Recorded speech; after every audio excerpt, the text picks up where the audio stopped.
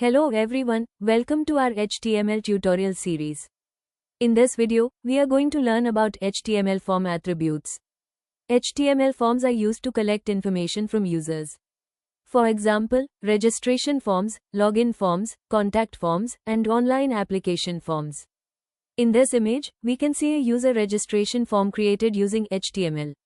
The form contains different input fields like name, email, password, and a submit button. HTML form attributes give extra information and functionality to these form elements. They control how the form works and how users interact with it. The main form attributes include action and method. The action attribute defines where the form data will be sent after the user clicks the submit button. The method attribute defines how the data is sent to the server. Common methods are get and post. Apart from form attributes, input fields also have important attributes like required, read-only, disabled, placeholder, autocomplete, pattern, min-length, and max-length. The required attribute makes a field compulsory, which means users must fill the field before submitting the form. The read-only attribute allows users to view the information but they cannot edit it. The disabled attribute makes an input field inactive, so users cannot use or submit that field. The placeholder attribute shows a hint inside the input box to guide users. The autocomplete attribute helps the browser suggest previously entered information. The pattern attribute is used for input validation, such as checking phone numbers or specific formats.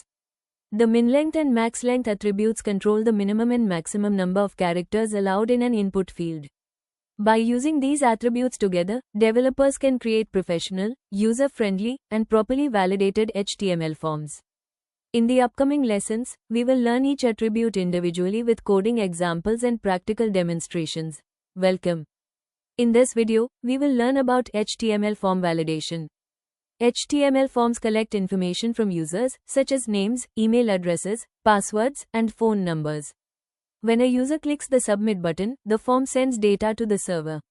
There are two methods to send data, get and post. Get sends data in the URL, while post sends data securely in the request body. The required attribute makes sure users cannot leave important fields empty. The read-only attribute allows users to see a value but not change it. The disabled attribute makes an input inactive, and its value is not sent to the server. The max-length attribute limits the number of characters a user can enter. The pattern attribute checks whether the input follows the correct format, such as a phone number or password.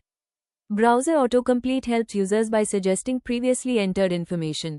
Strong password validation improves security by encouraging longer and more secure passwords.